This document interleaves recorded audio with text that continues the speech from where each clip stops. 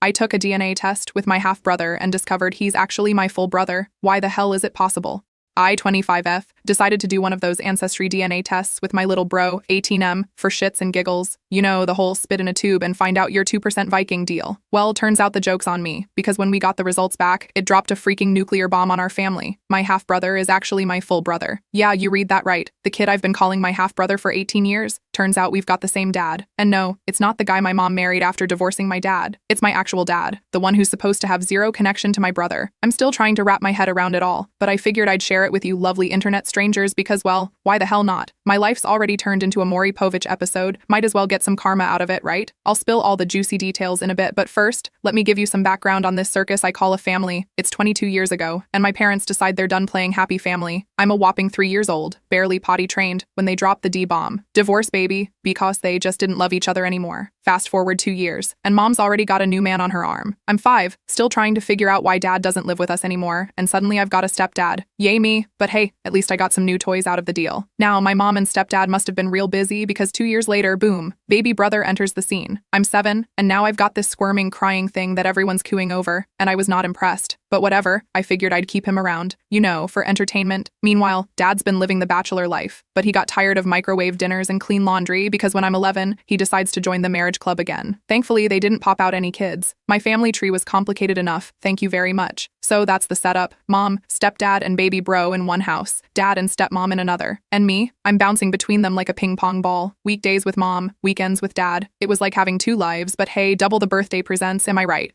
Despite this Jerry Springer setup, we actually managed to keep things pretty chill. I got along with everyone. Mom and I had our girl time, dad and I bonded over stupid action movies, and my brother, well, he was annoying, but in that lovable puppy kind of way. I even managed to tolerate my stepdad and stepmom. Gold star for me. See, I never really knew much about where I came from. Mom's side was pretty standard American mutt, but dad, all I knew was that he was Russian. Like, fresh off the boat, vodka for breakfast Russian. And let me tell you, curiosity was killing this cat. So, one day I'm scrolling through my phone, bored out of my mind, when one of those Ancestry DNA test ads pops up. You know the ones, discover your hidden Viking heritage, or find out if you're related to Genghis Khan. And I think, why the hell not? Might be fun to see if I've got some exotic blood in me. Maybe I'm part unicorn or something. I mention it to my brother, let's call him Travis, and the kid's eyes light up like it's Christmas. He's all, oh my god, sis, can I do it too? Please, please, please. And I'm thinking, sure, why not? Maybe he'll find out he's adopted. So we order these kits. They arrive, and let me tell you, spitting into a tube is not as easy as it sounds, especially when you're trying to fill it to the line. Travis and I are there, huffing and puffing, trying to work up enough spit. It's gross, it's weird, but we're laughing our asses off. Travis and I kept joking about what we might find out. He was hoping for some exotic heritage to impress girls at school. I was just hoping I wasn't related to anyone infamous. You know, like finding out your great-great-grandpa was Jack the Ripper or something. Weeks go by and we almost forget about it. Then one day, I'm at work, bored out of my mind, when my phone pings. It's an email. Your DNA results are ready. I almost fall out of my chair in excitement. I text Travis, results are in, don't you dare look without me. The rest of the day dragged by slower than a snail on sedatives. I swear, the clock was mocking me, but finally,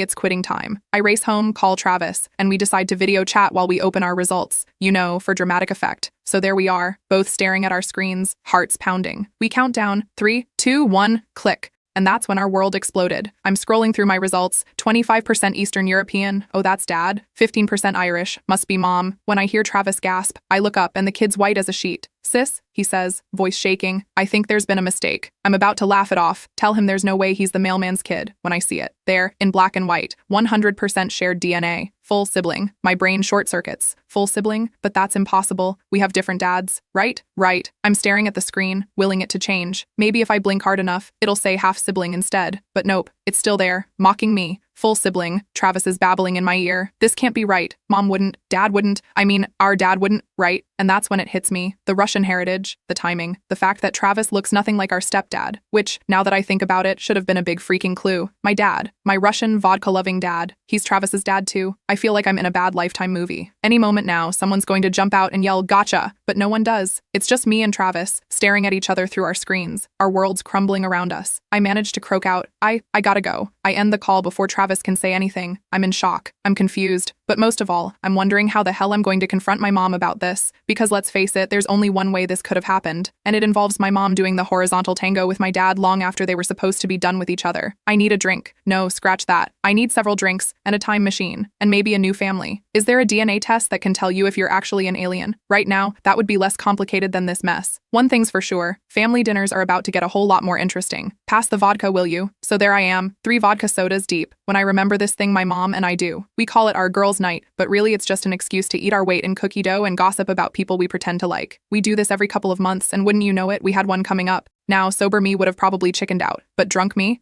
was all, hell yeah, let's blow this family secret wide open. So I texted my mom, asking if we could do our girls' night ASAP. Like, tomorrow ASAP? Fast forward to the next evening, and I'm standing outside my mom's house, sober but wishing I wasn't. I've got a tub of cookie dough in one hand and a metaphorical bomb in the other. Mom opens the door, all smiles and hugs. Sweetie, I'm so glad you wanted to do this. I've missed our girl time. I manage a weak smile. Yeah, Mom, me too. We head to the kitchen, and the routine begins. Mom starts mixing some concoction for face masks, while I pretend to help by eating raw cookie dough. We're halfway through some chick flick, when I decide it's time. The face masks have dried to the point where I can barely move my mouth, which is probably for the best. Less chance of me screaming. Hey, Mom, I say, trying to sound casual and probably failing miserably. You know about those ancestry DNA tests, right? Mom looks at me, confused. The what now? Oh boy, this is gonna be fun. I launch into an explanation that probably makes me sound like a QVC salesperson on crack. You spit in a tube and they tell you where your family came from, and if you have any relatives you didn't know about, and oh, those things. Mom interrupts. I've seen commercials for those. Why? Did you do one? Here we go. Deep breath. Yeah, actually, I did. And, Travis did one too. Mom's face does this weird thing where she's trying to smile through the face mask, but I can see the panic in her eyes. Oh, that's nice. Did you learn anything interesting? Oh, you have no idea, Mom. Yeah, you could say that. The results were weird. Weird how? Mom's voice has gone up about 3 octaves. Well, I say, trying to keep my voice steady. According to the test, Travis and I are full siblings. The room goes so quiet you could hear a pin drop. Or, in this case, the sound of my mom's world shattering. That can't be right, Mom stammers. Those tests, they're not always accurate, you know? I laugh, but it comes out more like a strangled cat. Yeah, that's what I thought too. But then I looked at the details. Travis has got the same Russian heritage as me, the same everything as me. And unless there's some secret Russian milkman in our family history, Mom's face has gone from panic to full-on deer in headlights. I don't, are you kidding me, Mom? Were you ever going to tell us? Or were you just hoping we'd never find out? What, did you think Travis would never wonder why he doesn't look anything like his dad? Mom's crying now, mascara running down her face mask like some demented clown. It was a mistake, she whispers. A one-time thing. It never should have happened. A one-time thing? Really? That's your excuse. Oops, I tripped and fell on my ex-husband's dick. It wasn't like that. Mom shouts, then immediately lowers her voice. It was complicated. I'm on a roll now, all the anger and confusion of the past day pouring out. Then uncomplicate it for me, Mom, because I'm having a real hard time understanding how you could do this to us. To Travis, to his dad, or I guess, his not dad. Mom takes a deep breath, and I can see her steeling herself. It was about 19 years ago. You were at your dad's house for the weekend. I came to pick you up, but you were napping. Your dad said I could come back later, or I could stay and pack your things. Know where this is going, but I can't stop her now. I stayed. Mom continues, her voice barely above a whisper. We got to talking, about you, about how things used to be. One thing led to another, and 9 months later, surprise. It's a boy. I finish for her, my voice dripping with sarcasm. I didn't know. I swear, I didn't know Travis was your father's. I hoped that the magical DNA fairy would make sure the baby belonged to your husband and not your ex. I snap. I know it was wrong, Mom says, and she looks so broken that for a second, I almost feel bad for her. Almost. But it was just that one time. It never happened again. I laugh, and it's not a happy sound. Well, once was enough, wasn't it? God, Mom, do you have any idea what this means? For Travis? For Dad? For your husband? And that's when it hits me. My stepdad, the man who's been raising Travis for 18 years, thinking he was his son. Oh God. Does he know? I ask, my voice suddenly small. Mom shakes her head, fresh tears spilling down her cheeks. No one knew. Until now. I stand up, suddenly needing to be anywhere but here. I need to go. Wait. Mom grabs my arm. Please, you can't tell anyone. Not yet. We need to figure this out. I jerk my arm away. Figure what out, Mom? How to keep lying to everyone. Sorry, but that ship has sailed. It's not just your secret anymore. I storm out, leaving my mom crying in the living room, face mask cracking and falling off in chunks. It would be funny if it wasn't so goddamn tragic. I get home and immediately reach for the vodka again. As I pour myself a generous glass, I catch my reflection in the mirror. I still have bits of that stupid face mask on, and I look like some kind of deranged, peeling monster. Fitting, I think, because right now, I feel like a monster. A monster who's about to destroy her family with the truth. I take a big swig of vodka and pull out my phone. I've got about 1 million missed calls and texts from Travis. Poor kid's probably freaking out. I should call him, tell him what I found out. But what do I say? Hey bro, guess what? Mom's a cheater. Your dad's not your dad, and our family's a lie. Happy birthday. Yeah, that'll go over well. I toss my phone aside and flop onto my bed. The room's spinning a bit, and I'm not sure if it's the vodka or the earth-shattering revelations. I scramble for my phone, suddenly desperate to talk to Travis. He needs to know, before he does something, well, something even more awkward than what's already happened. But as I'm scrolling through my contacts, another thought hits me, a thought that makes my blood run cold. What if there are others? I mean, if mom and dad hooked up once after the divorce, who's to say it didn't happen more? What if I have other siblings out there? The room starts spinning again, and this time I'm pretty sure it's not the vodka. I need proof. I need to be sure, because if I'm going to blow up my family, I damn well better be certain. With shaking hands, I pull up a website for DNA testing, but not the fun, find out your 2% mermaid kind. The serious, who's your daddy kind. I order 3 kits, one for me, one for Travis, and one for dad. Don't ask me how I'm going to get dad's DNA without him knowing. I'll figure that out later. Maybe I'll tackle him and swab his mouth while he's sleeping. At this point, why not add assault to the family drama? As I hit order, I feel like I'm sealing our fates. In a few weeks, we'll have irrefutable proof. And then, well, then the real fun begins. And then my phone pings. It's a text from mom. We need to talk, please. I spit, rinse, and type out a reply. Yeah, we do. But not just you and me. Dad needs to be there too. I hit send before I can chicken out. Almost immediately, 3 dots appear. Mom's typing, stopping, typing again. Finally, a message comes through. Okay, when? I take a deep breath. No time like the present to destroy multiple lives, right? Today, noon, my place. Mom agrees, and I send a similar text to dad. He responds with a confused, everything okay, sweetie? I almost laugh. No, dad, everything is most definitely not okay. I clean my apartment like a woman possessed. Anything to keep my mind off what's about to happen. By 11:30, my place is spotless, and I'm seriously considering starting on the neighbors' apartments. At 11:55, there's a knock at the door. It's mom. She looks like she hasn't slept, which makes 2 of us. Your father's on his way, she says, wringing her hands. Are you sure about this? No, I say honestly. I'm not sure about anything anymore, but it's happening, whether we like it or not. Another knock, and I open the door to find dad standing there, looking confused and a little worried. Hey, sweetie, what's going on? Is everything okay? No, I say, stepping aside to let dad in. Everything's not okay, but it will be, once we get everything out in the open. I take a deep breath and launch into the story. The DNA test, the results, the earth-shattering revelation that my half-brother is actually my full brother. With each word, I watch my dad's face go through more changes than a chameleon in a disco. Mom, for her part, is doing a great impression of a turtle trying to retreat into its shell. If she shrinks any further into the couch, she might actually disappear. And then, just when I think the silence might actually kill me, dad explodes. He's yelling in English, he's yelling in Russian, he's probably inventing new languages just to have more words to yell. The gist of it, he's not happy. Shocking, I know. Mom's crying now, trying to explain between sobs. Something about a moment of weakness, a single mistake, blah blah blah, but dad's not having it. He's pacing around my living room like a caged bear, occasionally stopping to glare at mom like he's trying to set her on fire with his mind.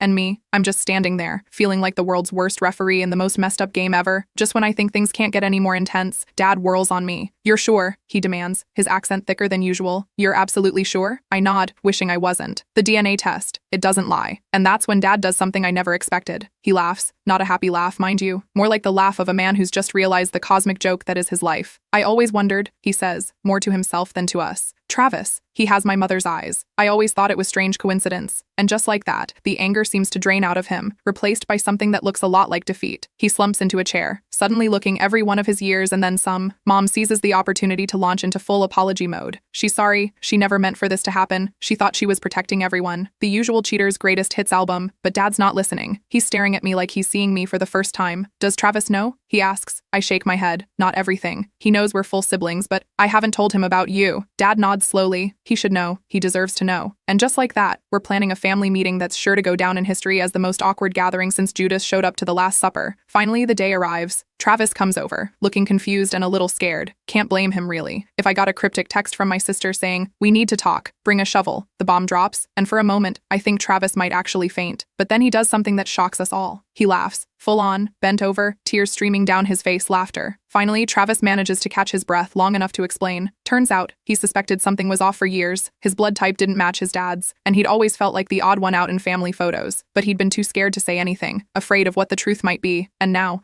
he's laughing because, in his words, this is so messed up it's actually kind of awesome. But the laughter doesn't last long. Reality starts to sink in, and with it comes a tidal wave of questions. What does this mean for our family? What about Travis's relationship with the man he thought was his father? And oh God, what about that crush he had on our cousin? Side note, we all agreed to never, ever mention that last one again. Some things are better left in the what happens in Vegas category of family secrets. Of course, we couldn't keep this nuclear family secret contained forever. Word started to spread, first to close family, then to friends, and then to my stepdad. Turns out, he overheard Mom on the phone, putting together the pieces of our family jigsaw puzzle from hell. And he is not happy. Stepdad's yelling about wasted years and broken trust. Mom's crying and pleading. Dad's trying to look contrite while also not so subtly flexing his I'm the real dad muscles. By the end of it, we've got a truce of sorts. It's shaky, held together with metaphorical duct tape, and the shared desire to not completely screw up Travis's life any more than we already have. But it's something. Speaking of Travis, the kid's handling this whole mess better than any of us. He's cracking jokes about having double the dad jokes now, and he's already started a betting pool on which dad will go bald first. I'd be proud if I wasn't so exhausted. But just when I think we've reached some kind of equilibrium in this new, weird family dynamic, some worse shit happened. Because why not, right? I get a message on one of those ancestry sites. Someone's claiming to be a close relative. Like, really close. As in, we might share a parent close. And that's when it hits me. What if Travis isn't the only surprise sibling in this family tree? In the end, I decide to keep it to myself for now. Our family's been through enough drama. We need a breather before the next shitstorm come. I've started going to therapy, by the way. My therapist says I'm handling it well, all things considered. I'm not sure if that's a compliment or just a polite way of saying, you're a hot mess, but at least you haven't set anything on fire yet. Travis is in therapy too. We've started having sibling therapy sessions together, which is interesting. Last week, we spent an hour arguing about who got the better genetics from dad. I said Travis did because he got the athletic genes. Travis said I did because I got the not falling for my cousin genes. We both agreed therapy might not be working as intended. Dad's trying to make up for lost time with Travis, which mostly involves awkward fishing trips and even more awkward attempts at the talk. Mom's on a mission to rebuild trust with, well, everyone. Stepdad's coping. He's thrown himself into learning Russian, determined not to let dad have the upper hand in the cultural heritage department. But as much as this whole situation has thrown me for a loop, it's also given me a weird sense of clarity. It's like the fog of family secrets has lifted, and I can finally see my parents as real, flawed human beings instead of the idealized versions I had in my head. Mom's not just mom anymore. She's a woman who made a mistake, who carried a devastating secret for years, who loved her children enough to risk losing everything to protect them. Dad's not just dad. He's a man who had his world turned upside down, who's trying to navigate being a father to a son he never knew he had, who's grappling with betrayal and unexpected joy all at once. It's liberating, in a terrifying sort of way, like jumping out of a plane and realizing halfway down that you forgot to pack a parachute, but also that you might actually be able to fly. Of course, this newfound enlightenment doesn't mean everything's sunshine and roses in the household. Oh no, we've still got more drama than a Shakespeare festival. Take our extended family, for instance. Trying to explain this situation to grandparents, aunts, uncles, and cousins has been like playing a game of telephone where the message is, your entire family tree is a lie, and everyone's had a few too many glasses of wine. Grandma on mom's side is convinced this is all an elaborate prank for a reality TV show. Grandpa on dad's side is just happy to have another grandkid to spoil, and another potential victim for his terrible dad jokes. Aunt Karen, yes, we actually have an Aunt Karen, and yes, she lives up to the meme, is threatening to sue the DNA testing company for emotional distress and disruption of family harmony. I'm pretty sure she just learned those terms from binge-watching Law and Order. We've had more family meetings in the past month than we've had in the last decade. These meetings usually devolve into group therapy, war room strategy sessions, and impromptu stand-up comedy nights. Last week, we spent 2 hours debating whether Travis should call Dad Dad or come up with a cool Russian nickname. But amidst all this chaos, something incredible is happening. We're talking, really talking, not just about the DNA drama, but about everything. It's like this bombshell has blown apart all our walls and pretenses, leaving us raw and real with each other for the first time in, well, ever. Mom's sharing stories about her life before she was mom, stories I've never heard before. Dad's opening up about his fears and insecurities, showing a vulnerable side I didn't even know existed. Travis is asking questions about his heritage, his health, his place in the family. And me, I'm learning to listen, really listen, without judgment or preconceptions. And through it all, life goes on. Travis is starting college in the fall, and the big debate now is whether Dad gets to do the emotional drop-off send-off, or if that honor still belongs to stepdad. I've suggested we just send him off Parent Trap style, with each dad taking one half of the dorm room, but shockingly, no one seems to think that's a good idea. But you know what? As insane as all of this is, as much as I sometimes want to scream or cry or book a one-way ticket to a deserted island, I wouldn't change it. Okay, maybe I'd change the whole mom cheating part, but the rest of it, the messy, complicated, beautiful disaster that is our family now, I wouldn't trade it for anything. Because here's what I've learned through all of this. Family isn't just about DNA. It's not about who contributed what percentage of your genetic code or whose name is on your birth certificate. Family is about love and support and showing up for each other even when things are hard, especially when things are hard. My family might not look like the picture-perfect image I had in my head as a kid. We're more like a Picasso painting, all weird angles and mixed-up features, but undeniably unique and, in our own way, beautiful. So if there's a moral to this story, I guess it's this. The truth might set you free, but first, it'll probably turn your life upside down, inside out, and maybe make you question everything you thought you knew about yourself and your family. But that's okay, because on the other side of that chaos, that's where the real magic happens. Oh, and one more thing, maybe think twice before you spit in that DNA test tube. You never know what kind of family drama you might be unleashing. But if you do, buckle up, embrace the ride, and don't forget to laugh along the way. After all, life's too short for boring family reunions, right?